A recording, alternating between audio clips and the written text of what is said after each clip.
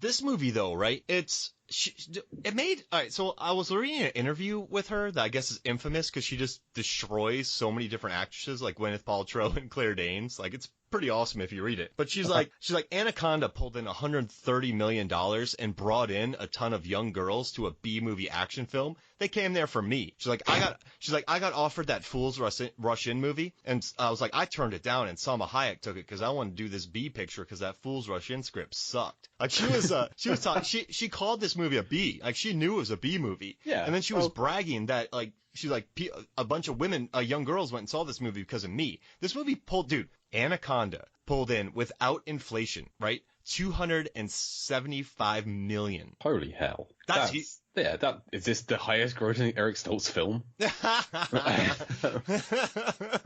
Right? That's impressive, yeah. I don't know, I just loved it. And it was directed by the guy who did The Specialist and Sniper, which I kind of like. Billy Zane, Tom Berenger.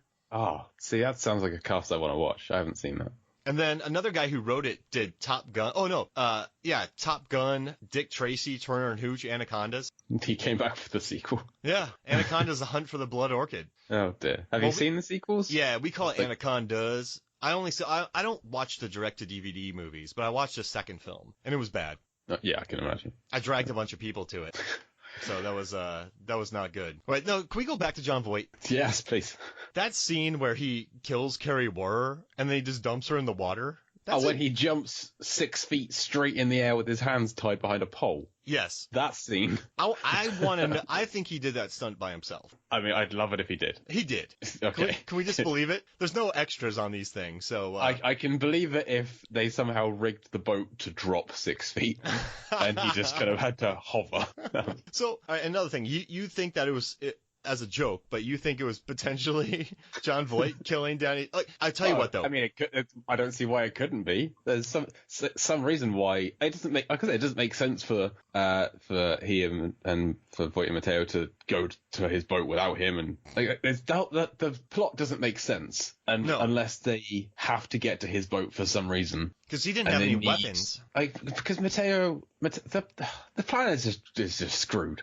Because the whole going to Trejo's boat, Mateo dies in that scene. So if the whole point was for Voight and his guys and his like the Snake Boys to go on a mission together, by the end of the time they've left Trejo's boat, he's the only one left. So maybe he led Mateo there to kill him as well. Maybe this is all there's a buried treasure out there somewhere, and he's the last one alive to claim it now. I don't know. He did not want Mateo to die because he's like, Mateo, come on. And then Mateo went, whoa, and slipped into the water. And then the snake grabbed a hold of Mateo's head and snapped it. Yeah, it was pretty gnarly. You know what I do like about this movie is that, so the guy who did the creature design also worked on Deep Blue Sea, but anacondas, so I've read up on a lot of them, and obviously an anaconda would never act like this. An anaconda could never stretch 50 feet to grab a man by the head, then reel him up in 20 feet. Oh, we still haven't talked about the waterfall scene. But these anacondas are kind of mean suckers, because I don't know if you know this, but back in the day, you probably heard it on the podcast, but I worked on a documentary about the pythons in the Everglades. So I went out in the Everglades, but there was I don't know if you've heard this on the pod, but there's a guy who was doing the training, and he was talking about how mean anacondas are. And at the same time, an anaconda had gotten kind of loose from its cage and bit him on the hand. Yeah. So is he okay? Yeah, he's fine. But while he was talking about how anacondas are mean suckers, an anaconda bit him on the hand. A green anaconda. Isn't that awesome? Yeah. Well, I mean, it's just proving his point, isn't it? Yeah. So I kind of love it. And I also love that at the beginning of this movie, they make a point. I had to write it down, but they're like, anacondas are amongst the most ferocious and enormous creatures on Earth. They grow up to 40 feet, and they regurgitate their prey to kill and eat again. So the opening dialogue is basically saying anacondas eat things, barf them up, and then attack other things because they think it's fun. Yeah, basically. Isn't that awesome? They just kill for fun. Isn't that great? Yeah. I mean, it explains what happens, because otherwise it would be like the anaconda eats Mateo and everyone else is fine because it's digesting him for 4 days. So, 3 months. So whether it's true or not, it kind of makes sense that it helps make the film work. Otherwise, they'd need an anaconda per character. It's just eating people and then barfing it and going and eating more. Oh, I didn't need the camera inside the anaconda. I was going to say, I needed more of that. What a great that's a cool shot, It's a like Breaking Bad-esque shot. I didn't need it. That's where Breaking Bad got it from. I hope so. Vince Gilligan. Yeah, he saw Anaconda. And he said, when they say like based on a true story or inspired by, Breaking Bad is inspired by Anaconda. Inspired by Anaconda. Yep. Because you think about it, these people don't have to make these choices that they make, right? And that's the same thing as Breaking Bad. And then it just ends horribly for everyone. They could have turned around and gone to the hospital. They would have lost 2 days, but they would have saved their friends' lives. They made that choice. Yeah, and then they're like, oh, let's just hunt down but see, Voight wouldn't have let him turn around, would he have? Why did he need him? Couldn't he? This is the point. Why did he need them? Couldn't he have just hey guys, I'm hunting an anaconda that if we catch it alive, it's $1 million.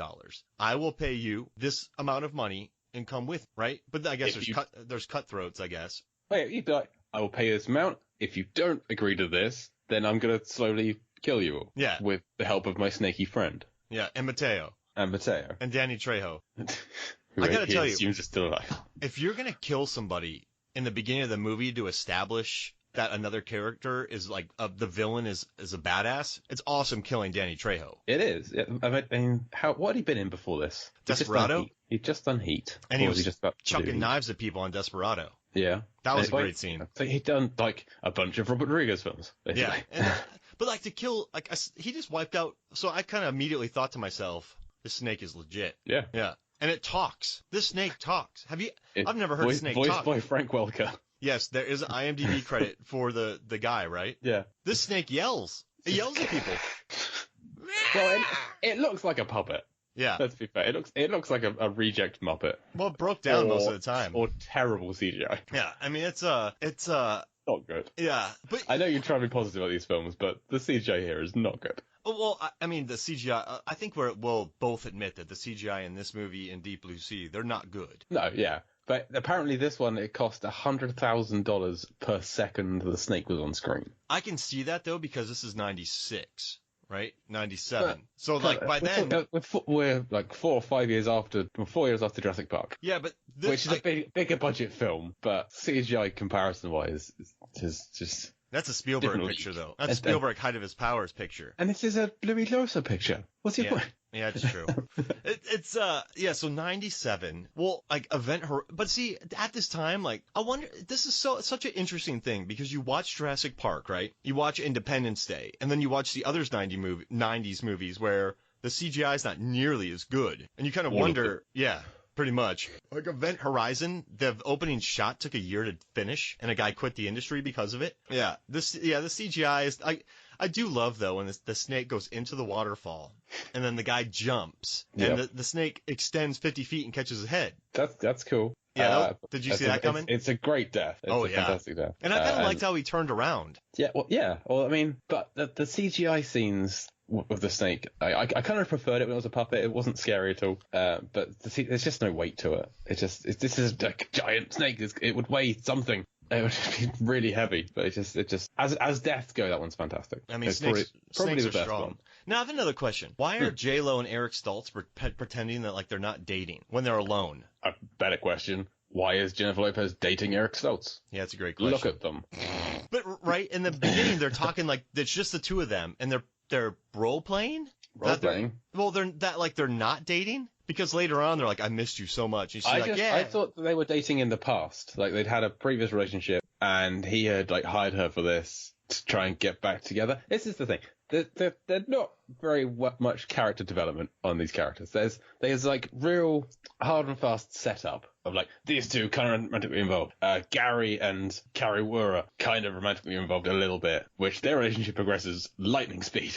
Yeah. Whilst they're on this thing. And, like, Ice Cube is friends with J-Lo, and Jonathan Hyde is British and pompous. Go. That's it. That's all you get for everyone. And John Voight has this accent and these eyes and this mouth. That's it. And this hair, this greasy pony. That's kind of the only character development you get for all of them. And there's not a lot. This film is a short film. It's under 90 minutes, including credits. And I feel like they could have added another 10 minutes somewhere of just a bit more backstory, a bit more color to these characters, a bit more anything, just something, just like the script's really light on comedy as well, just like something to be more memorable character wise.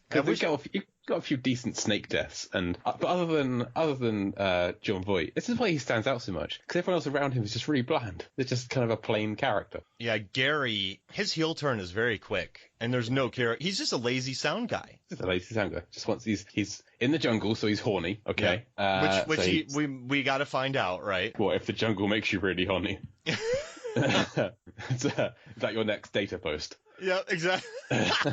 Good luck with that. I gotta analyze jungle movies and see what happened. You start with the African Queen and work from there. Oh my gosh, bogey on a boat. Yeah. I'm doing it. But I don't know about Gary. I don't get his turn. Do you get his turn? I keep going back to this. I don't like it. No. I don't like it. It felt it's a plot turn rather than it's like a realistic one. It's just, because Voight offers him, it's like, if you sell this snake, you get $1 million. Who from? Where? How? What? Why? And then Owen Wilson, Gary has this speech to everyone else, like, we don't know what we're doing here. No one knows what we're doing here. We can try and salvage something with this guy with the snake. And having just watched Deep Blue Sea, talking to you about it, that whole speech, I was expecting him to be killed. Just because it really felt like the Sam Jackson speech from Deep Blue Sea. It's just like, you think water's fast? You should see snakes. And a snake comes out and grabs him in the face, pulls him off. I do like, he's like, we don't know shit about shit out here. Yeah, and neither do I. Yeah. Oh, that would have been sweet if he got... Oh, man. Yeah, but I do like when he's swimming away with Gary and you can see Gary's face. Oh, yeah, with the Han Solo and Carbonite kind of thing. Just impressions through the snake skin. And that snake can squeeze a jaguar's eyeball out of its head. But it can't squeeze the features off of Owen Wilson's face. They stay on there as it passes through his abdomen. I love this movie. Hey, let's take a break. Okay. And then we'll come back and we'll talk more about how I love this movie so much. We'll be right back. Welcome back to Movies, Films, and Flicks, and we got to talk about the monkey being barfed onto Mr. Jonathan. Yes, we do. I mean, that's amazing, is it not? Yeah, I mean, I think this is the only film that I've seen where a snake vomits a monkey onto Jonathan Hyde, onto Mr. Ismay from Titanic. Onto Warren. Yes, onto Warren Westridge. Yeah, and if you ever did a drinking game, just take a shot every time John Voight says Westridge. Well, this is one of those films where you take a drink anytime somebody says a name. It's like that's the West Wing drinking game is you drink anytime somebody says a name, a place, like a rank. Ooh. Sorry, or anytime somebody walks through a doorway. And it's impossible to make it one episode, I think. Oh, I like that. Gary gets said about 15 times in this film. Yeah. Where's Gary? Gary, where are you? Gary, come back, Gary. Gary's dead. Oh, no one liked Gary. It's fine. Yeah, and then everyone just sort of forgets about Gary. But apparently, Carrie Wurst's character is called Denise. I never heard anybody say Denise the entire film. In my notes, she is woman. Yeah. Just because I didn't know anything else about her other than, like, production manager. Salad lady. She's the lady. She's the one who brings salad. I don't get it. I didn't have any salad you when I was out. You gotta have a salad lady. You're out on the Amazon. You gotta get your vitamins. Don't go getting scurvy. Now, I know one of the talent had to have Monster energy drinks when we were out in the Everglades, but that just meant they had to buy a couple cases of it and just keep it out there. And that's non-perishable. Is that the kind of reputation that you want to have as a known figure? I'm not going to ask who it is, but as somebody who, like, they're the talent, so they're going to be known. Do you want to be known for the person who wants a crate of Monster? Like, that's the story that all the production assistants are going to go home with. It's like, oh yeah, this guy just drinks Monster all the time. It was Monster Java. Yeah, it got worse. I didn't think it could get worse, but it got worse. And it made Westridge seem like a pretty chill dude. Because he knows how to steer the boat. Wait, if he knows how to steer the boat, why'd he make Ice Cube do it? It didn't make Ice Cube do it. Ice Cube wanted to learn. So that was their bonding moment. Because there were odds earlier on when, like, Ice Cube's playing his music too loud and is throwing off Westridge's golf because he wants to play golf on this stupid raft. And then later on, of course, Westridge loves opera. So they're showing their like real different opposite personalities. But then they've been through some shit together. They're being attacked by a giant snake. They've lost people. They've lost Gary and Mateo. So now they kind of bond with, they're talking about what they're going to miss, what they want to get back to. Of course, Jonathan Hyde wants to get back to 18 holes of golf and a quadruple gin and tonic because British people are all pompous shits. This is one of those films where I get aggravated when they throw in like a token British person and everyone hates them. They're just real posh. It's Independence Day syndrome. There's that scene in Independence Day when all of the British soldiers when they get the Morse code going. Yeah. And There's the British soldiers there, and they read it, and it's like, the Americans have got an idea. It's about bloody time. That's not how we all talk, really. And we're not just sat around waiting for the Yanks to get on and fix everything. We're probably trying to do something ourselves, honestly. But yeah, they have that scene where he's like, they're reminiscing about what they miss. They've been away from civilization for what, 3 days? Yeah, at It's least. not like they've been on a desert island for 2 years and just dreaming about KFC. I know they've just. So they have that scene, and Ice Cube says he shows an interest in any